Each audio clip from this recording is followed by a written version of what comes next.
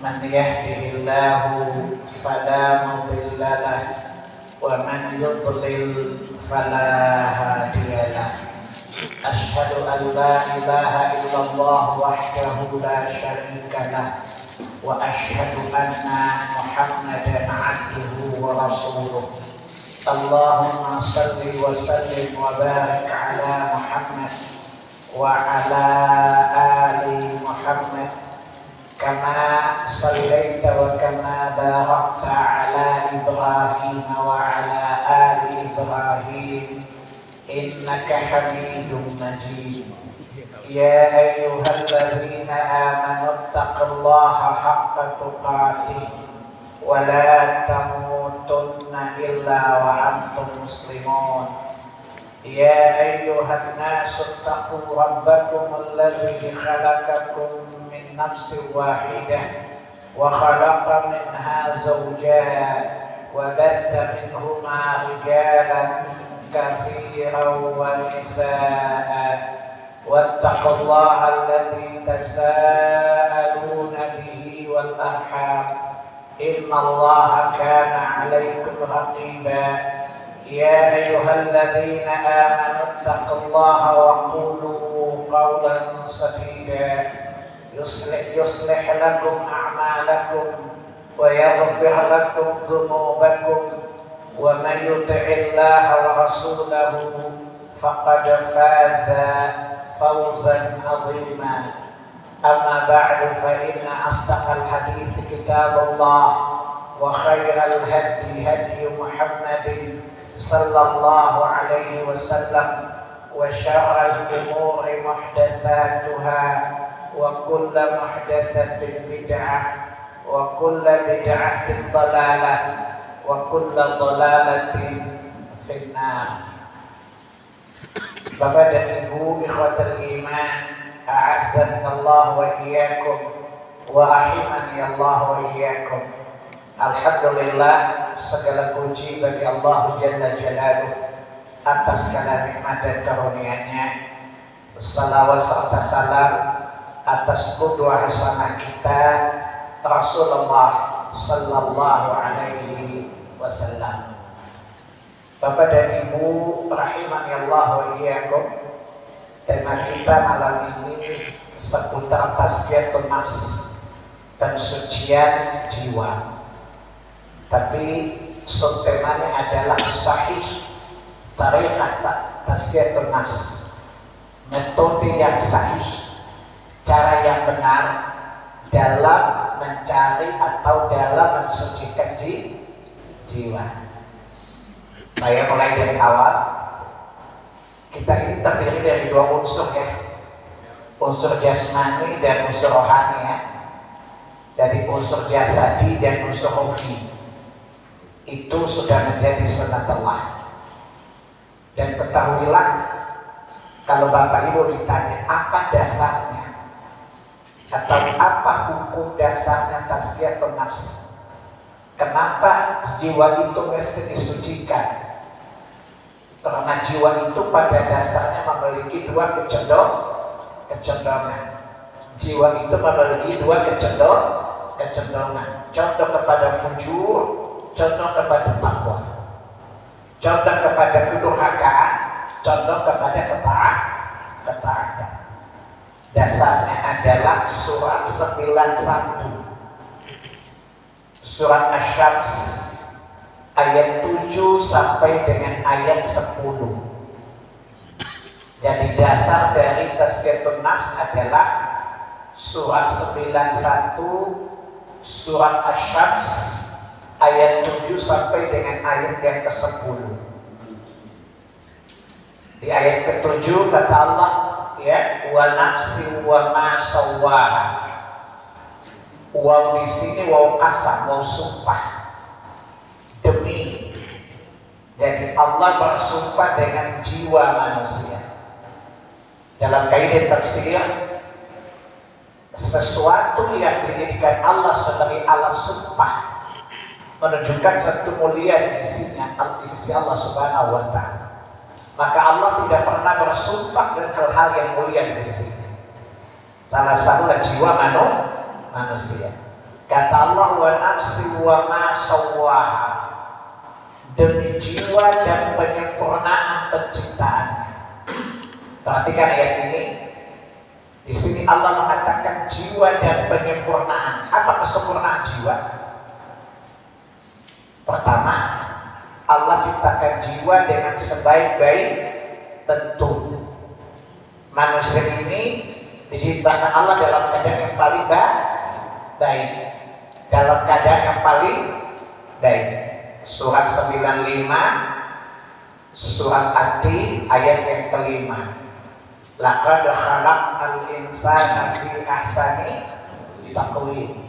Sesungguhnya kami ciptakan manusia baik bentuk, baik bentuk zahirnya maupun bentuk batinnya, jiwa. Itu pertama.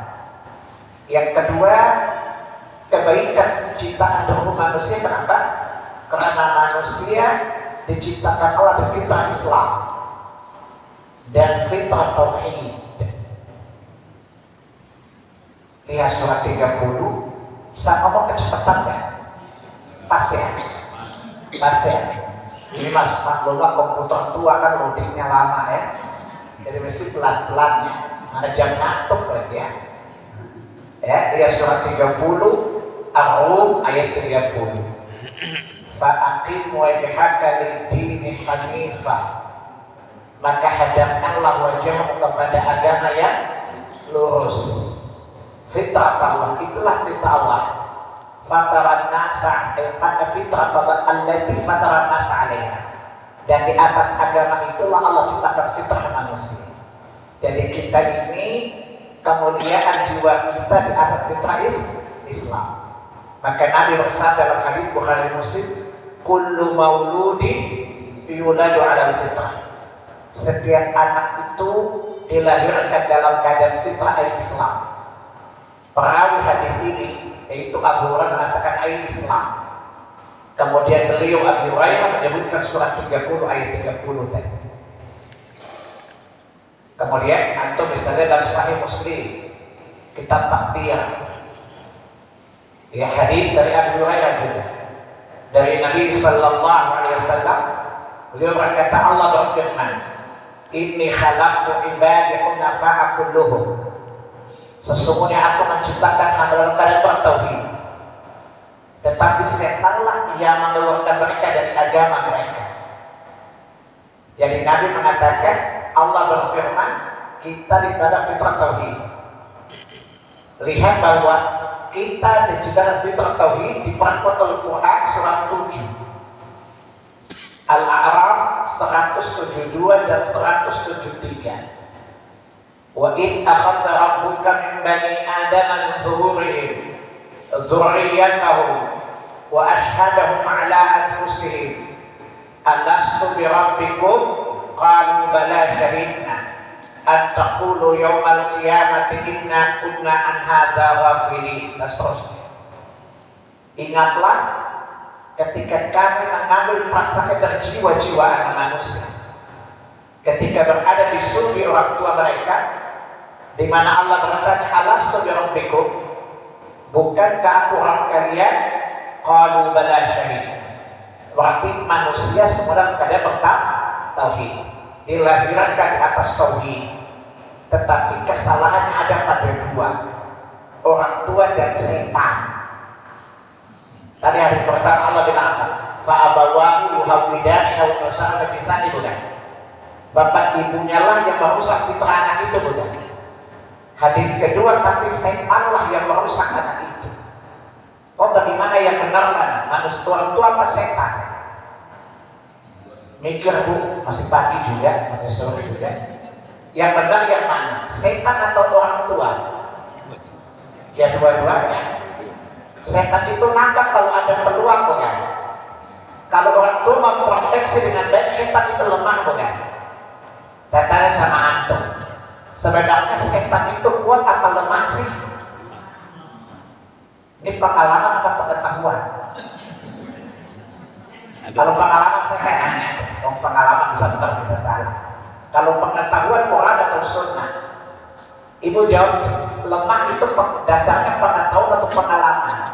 Berarti ibu kalau bilang punya pengalaman, ibu jangan bisa kalahin setan ya. Bu, yang ibu dan setan lemah itu pengalaman apa pengetahuan? Kalau menurut mana dalil? Inna syaitana. Ibu-ibu itu banyak jawab tapi gak pernah jawab. Ya, surat 6, surat 4 ayat 68. Di akhir ayat itu kata inna kaida syaitani kana dhaifan. Sungguh pengaruh setan itu sangat lemah kok. Jelas? Tapi selemah-lemahnya setan kita on jadi korban enggak?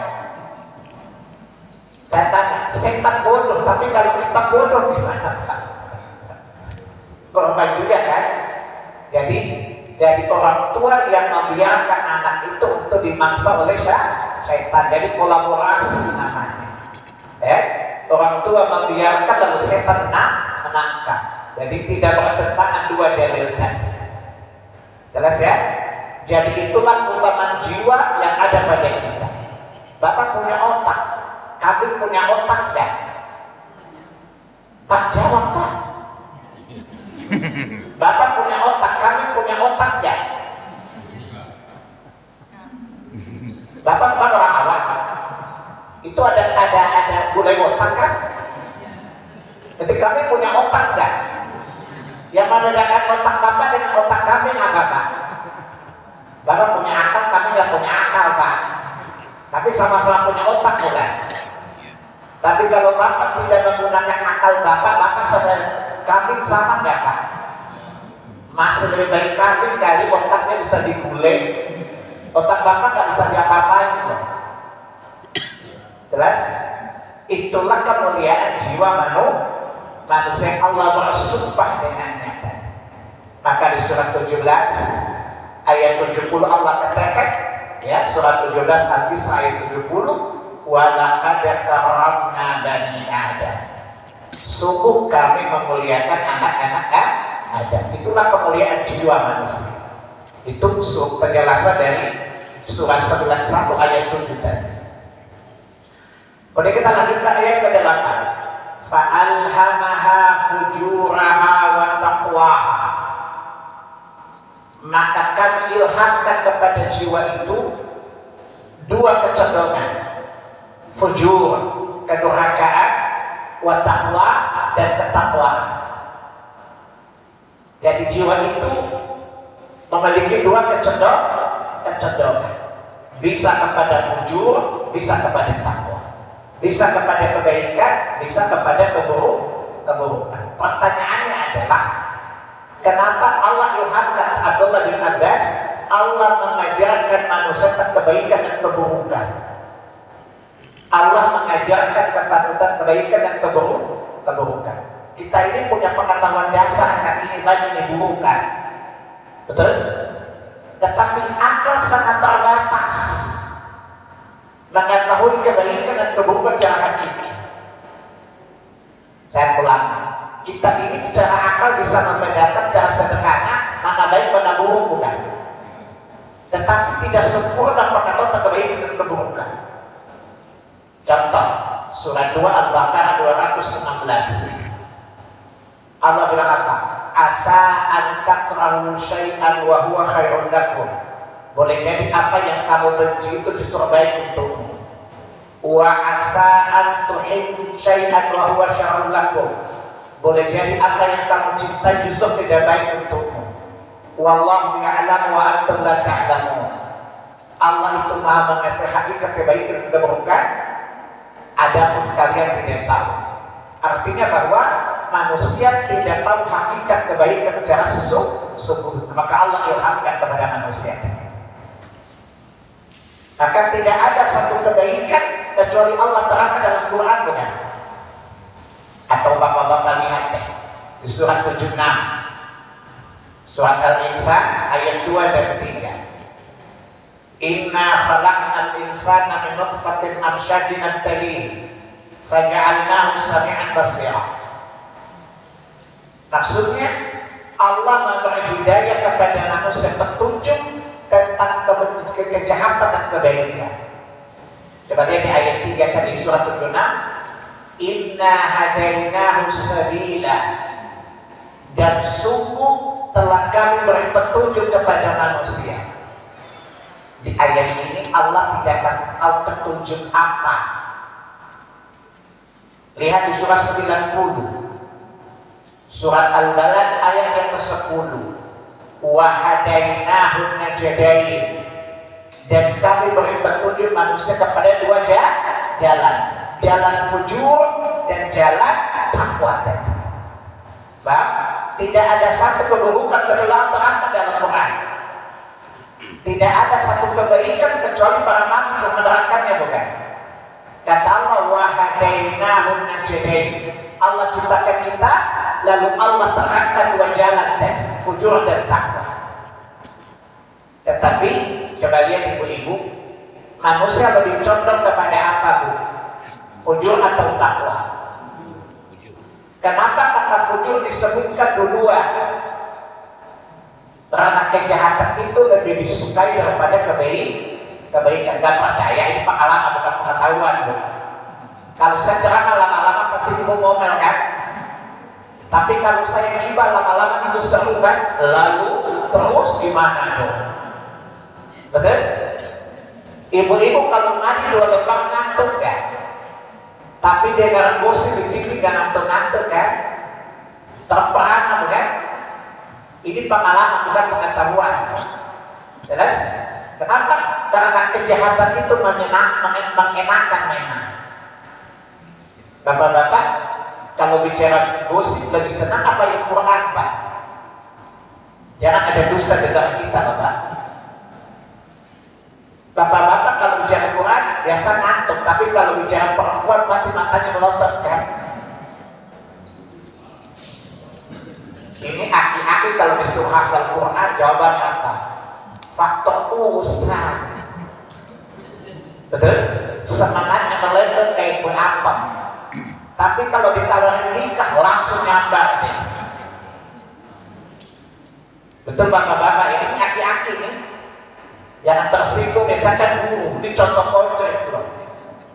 Kalau disuruh hafal Quran pasti banyak keluh kesahnya deh. Betul? Kayaknya Ustaz susah, Ustaz. Ini faktor udah usia PDIP penurunan dengan parah. Ya, PDI penurunan daya ingat. Ada PDIP 1, PDIP 2. Penurunan daya parah. PDIP 2 penurunan daya permanen. Kalau urusan agama alasannya PDI penurunan daya ingat. Tapi kalau perempuan awet kasarnya pasti mau kan? Bapak-bapak bilang bapak tahu hadis ini pada sejauh deh. Karena memang sesuatu yang diinginkan oleh nafsu itu enak sekali. Jelas? Pertanyaan yang kedua, kecondongan kita kepada kejahatan itu karena faktor apa? Eksternal atau internal atau dua-duanya? Ibu-ibu jawab, ibu kan rajin ngaji kan? Ibu ini kan PKK perempuan kejar kajian kan? Bukan perempuan kasar kusuk kan? Manusia condong pada kejahatan faktor apa? Eksternal atau internal atau salah satunya atau dua-duanya? Dua-duanya. Ini pengetahuan atau pengalaman? Baik, faktor internalnya apa? Nafsu. Faktor eksternalnya setan. Jelas? Coba lihat di pagi dan sore apa kata Allah. Ya Allahumma inni a'udzubika min syarri nafsi wa min syarri syaitani wa syirki. Ya Allah, aku berlindung kepadamu dari kejahatan jiwaku dan kejahatan syaitan. Itu dalilnya bahwa kejahatan itu bisa faktor eksternal atau faktor internal. Jadi yang internal nafsu. Lihat surat 13, surat 12, surah Yusuf ayat yang ke-53. Apa kata Nabi Yusuf? Wa ma ubarri'u nafsi inna nafsa la'ammaratun bisu illa ma rahima rabbi. Kata Nabi Yusuf apa? Aku tidak merasa bebas dari nafsuku Karena sungguh nafsu itu selalu mengajak kepada kejahatan. Itulah internal. Eksternal, syaitan mengajak kepada kejahatan. Surah 24. Ibu-ibu rajin catat, catatannya rapi tapi ingatannya rapuh ya. Ini rajin catat tapi gak ingat ya Bu.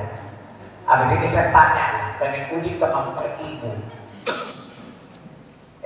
Surah 24 ayat 21.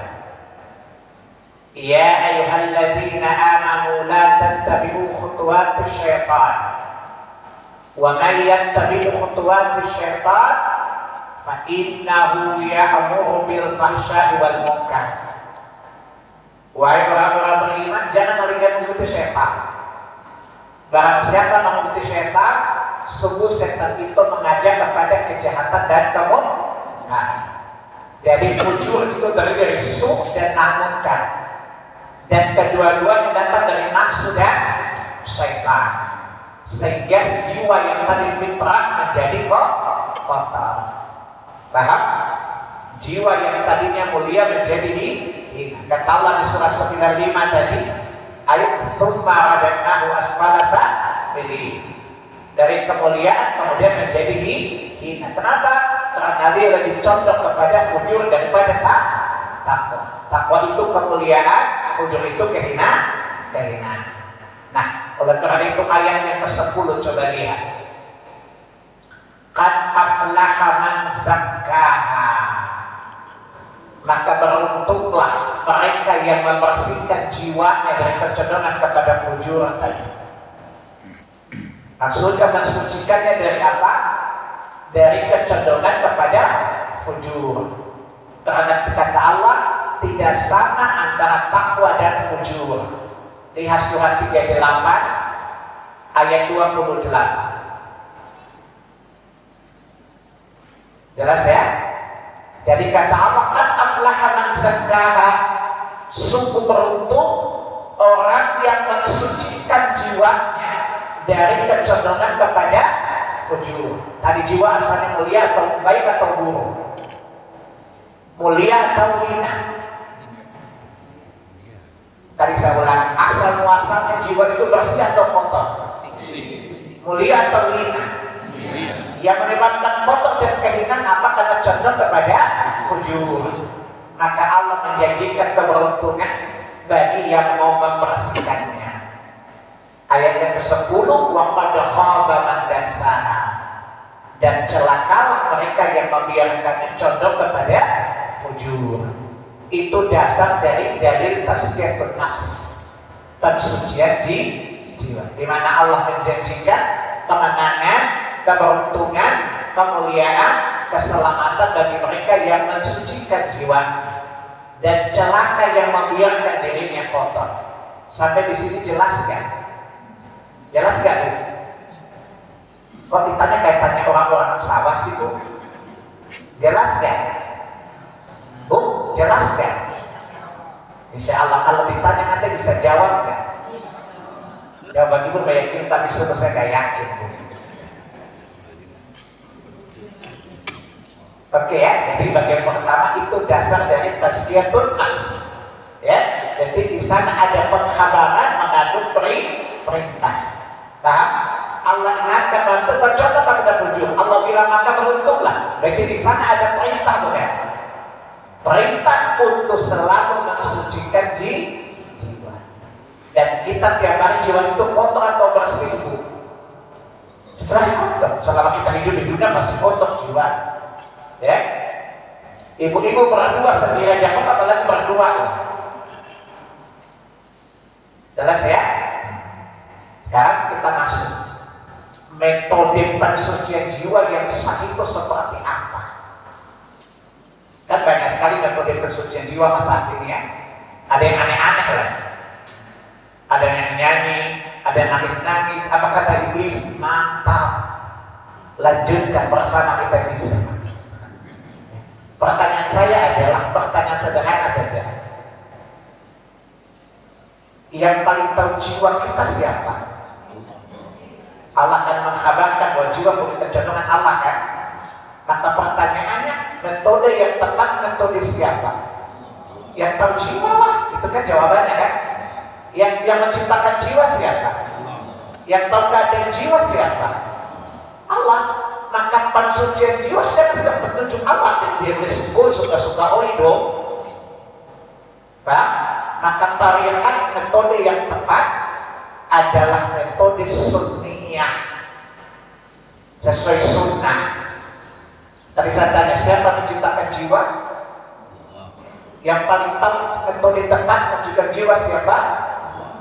Dan Allah mengutus siapa untuk mensucikan jiwa kita? Rasulullah. Faham?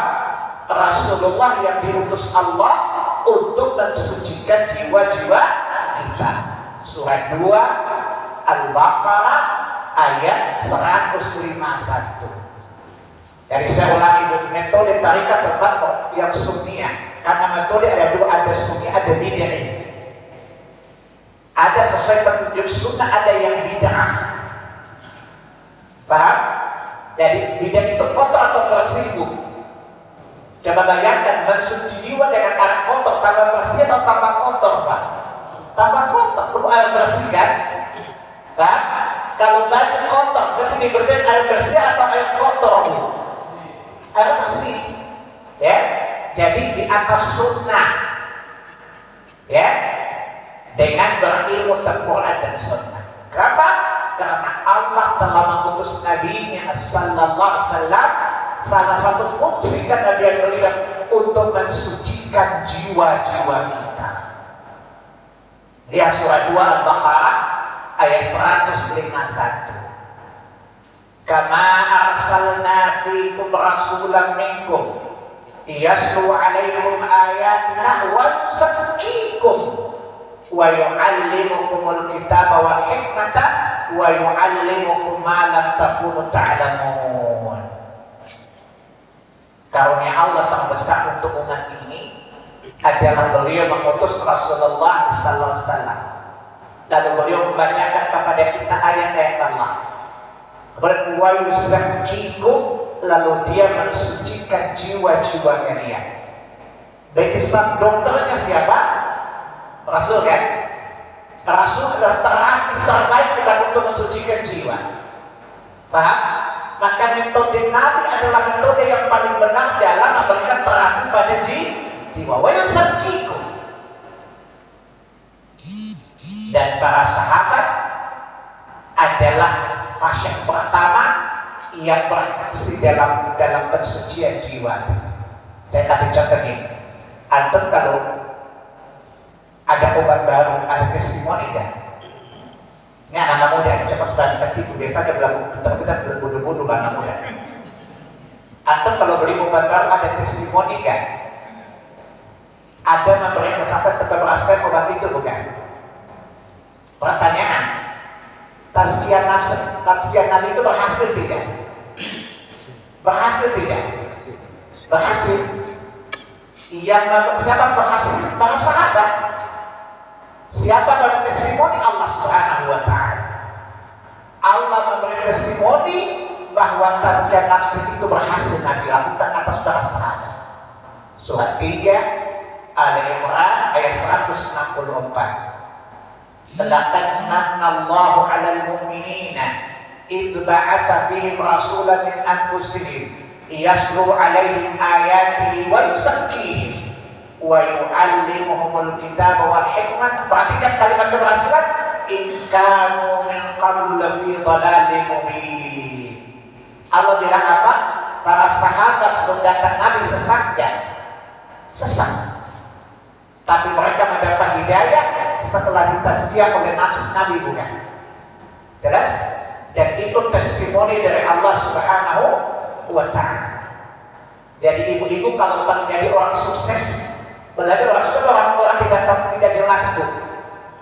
Seperti itu kadang mukanya nggak jelas ternyata. Ibu-ibu kalau belajar di orang sukses, biasa ibu konsultasi kemana? Orang yang sukses atau orang yang nggak jelas? Jelas? Bertanya apa yang sukses bukan? Para sahabat adalah generasi yang sukses dikasih oleh Nabi Sallallahu Alaihi Wasallam. Dan yang kasih Dikasih testimoni siapa? Allah Tabaraka wa Ta'ala di 2 ayat tadi. Surat 3 ayat 200 ayat 164 atau surat 62 surat Al-Jumu'ah ayat yang kedua. Walladzi ba'atsa fil ummiyina rasulan minhum yatlu 'alaihim ayatihi wa yuzakkihim wa yu'allimuhumul kitaba wal hikmata wa in kanu min qablu lafi dhalalin mubin. Jelas ibu-ibu?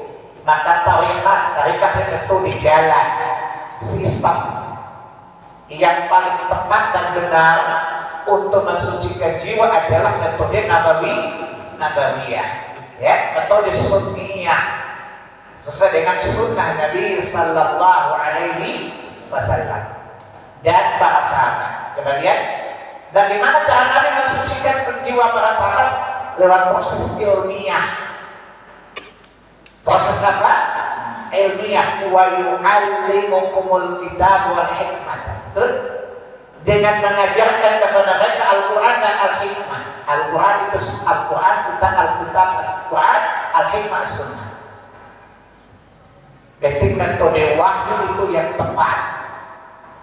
Jangan pakai metode wahyunu diwariskan kepada Wahyudi dan Wahyudi 2 putra-putri. Saya tanya sama antum, wahyu itu yang Nabi menerima wahyu ada berapa? Jadi bapak-bapak jangan diam aja, Pak, saya jauh dari Rawamangun, masa nanya nggak dijawab? Wahyu itu ada berapa? 1 atau 2? 1 atau 2, Pak?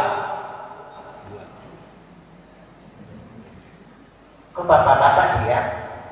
Supaya mengurangi marah, minum dulu ya Pak.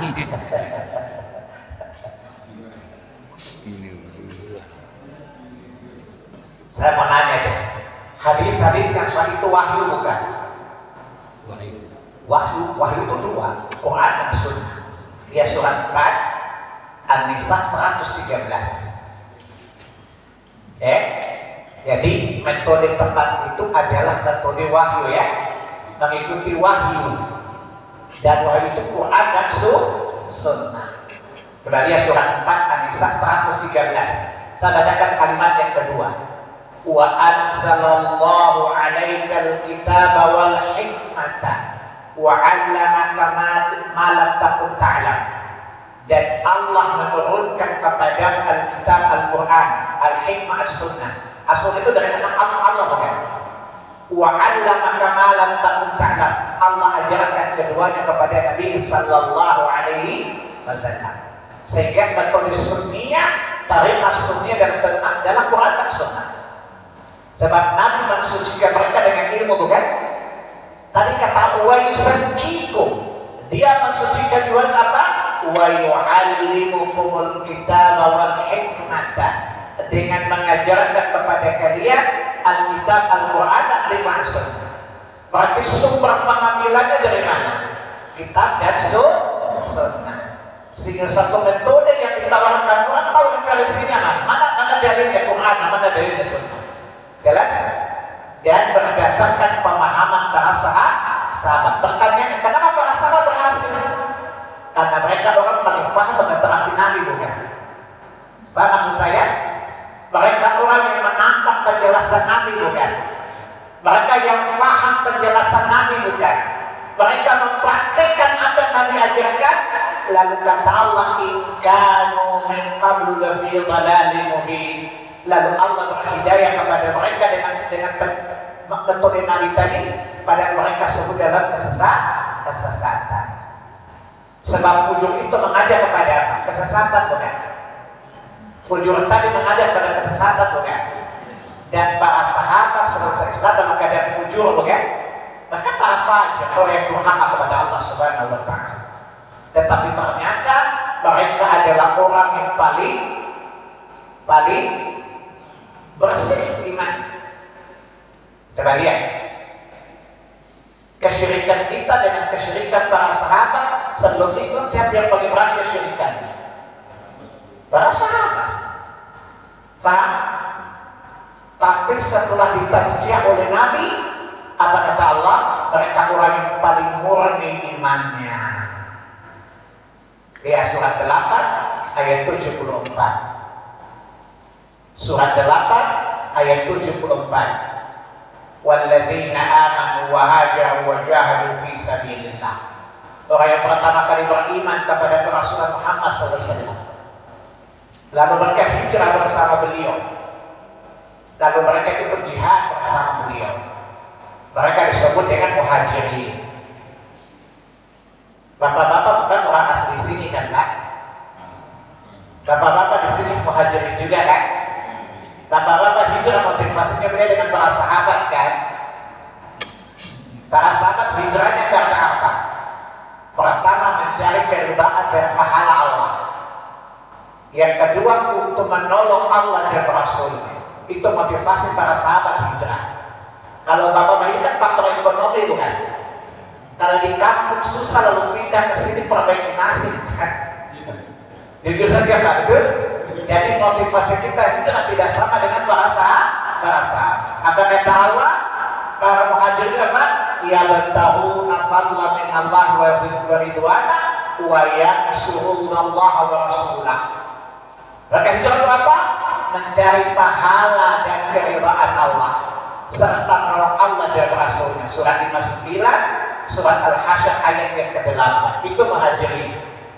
Ya, bapak-bapak muhajirin cara bahasa orang penduduk orang yang pindah bukan? Tapi kalau di kampung kita susah lah ya, kalau pindah ke sini apa? Perbaiki nasib bukan? Maka hijrahnya kita dengan sahabat berbeda motivasi. Ya, itu yang disebut muhajirin di surat tadi, di surat 8 ayat 74.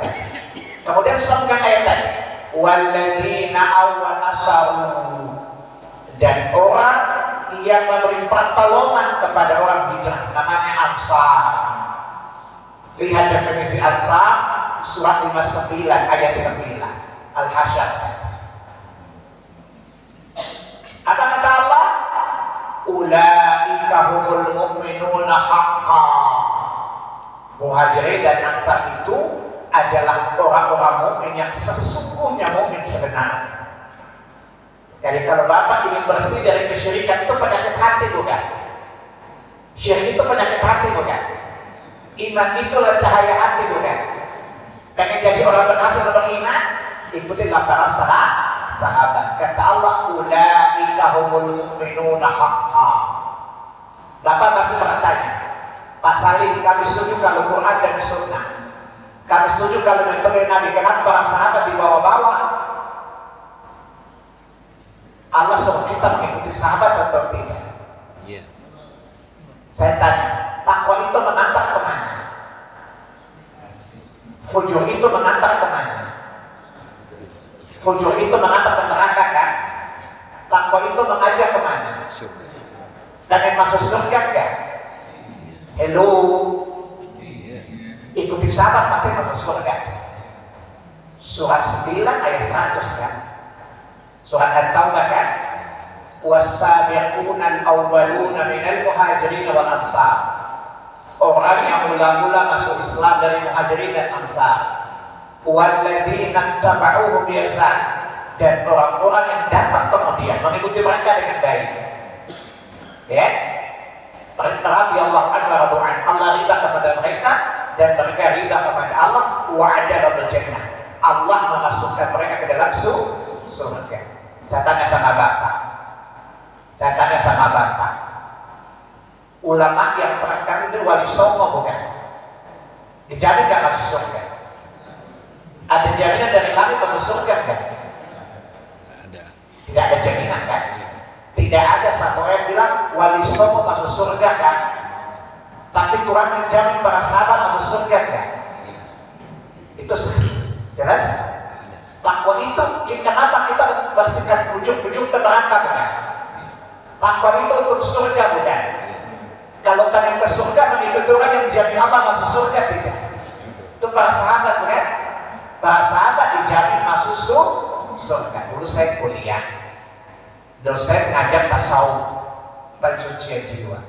Kita kan orang Indonesia, mesti ikut metode wali songo. Saya tanya rekomendasi dari langit mana? Jangan lu ngarang.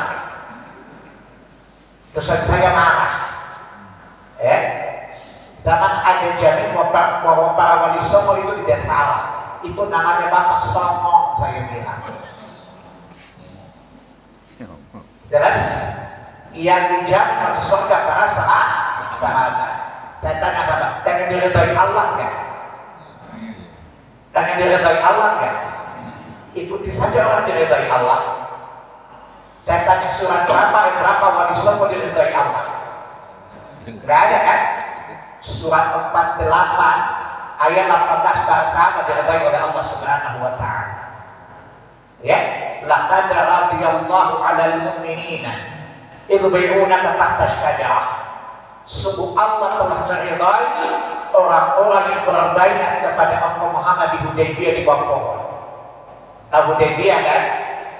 Bapak-bapak siapa yang ikut di Hudaybiyah waktu itu? Coba angkat tangan siapa tangannya. Kita nggak ada di sana, bukan? Para sahabat, bukan? Allah telah meridai mereka, bukan? Menunjukkan apa? Iman mereka paling unggul, bukan?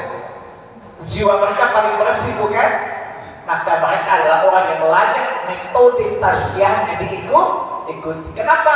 Mereka lulusan terbaik dari Madrasatul Nubuwah, di sekolah kenabian. Paham? Para sahabat itu adalah lulusan terbaik dari Madrasatul Nubuwah. Ya, mereka dicerdaskan oleh Nabi, mereka disucikan oleh Nabi, dan Allah bertestimoni mereka orang yang saksi dalam tasbihatul nasdaq. Sehingga kesimpulannya apa?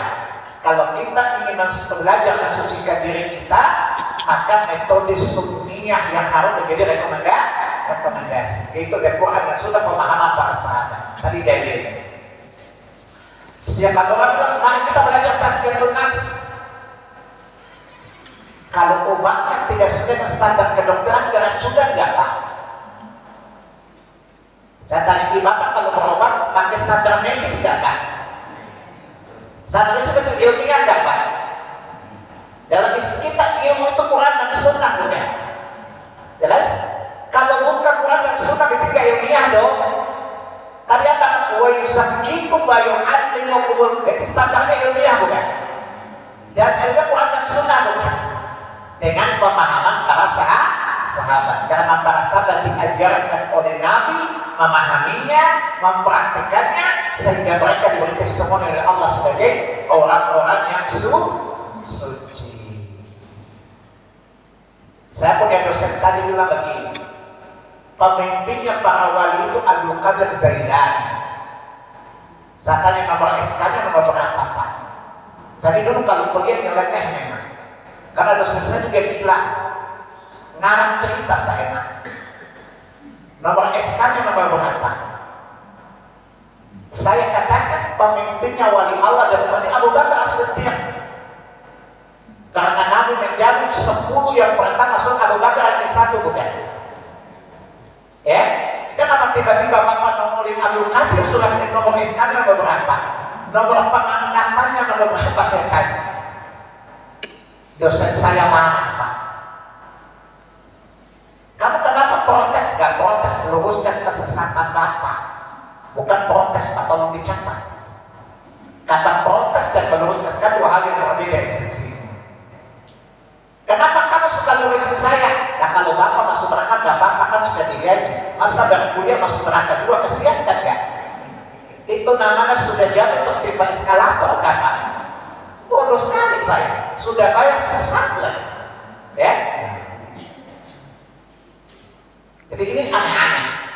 Saya bilang, ya kan emang kamu gak yakin wali, yakin loh ada Quran, ya. Kenapa saya bilang Abu Bakar wali?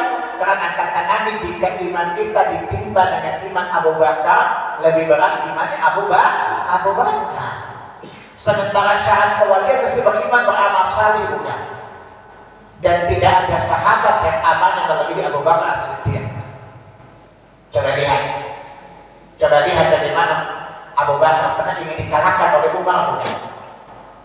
Ketika jihad di Yaman, para sahabat datang semua, Umar bawa setengah hartanya.